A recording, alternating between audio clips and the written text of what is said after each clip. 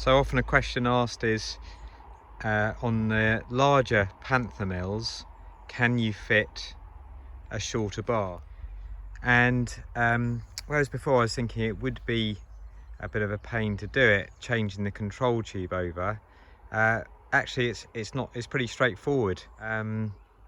So here you've got a 60-inch Panther mill and a 42-inch bar, and the only difference is that I've got another assembly here, so black bracket, clamp, gold cog and stop. Well, this is more like a boss really, and so depending on where you put this, you can have this wherever as another place, and then you can actually use the mill very easily on a smaller bar. So that's the original end of the mill, and it just means, as I say, you need these components here, and you can then use it pretty easily.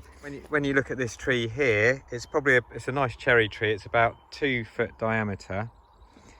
I don't need a bigger mill, as you know, certainly with a long bar it would have been awkward, and 42 inches is still a bit long, but actually I prefer the weight of a bigger mill because it tends to hold it down on top of the cut, whereas the smaller mills can sometimes jump about more.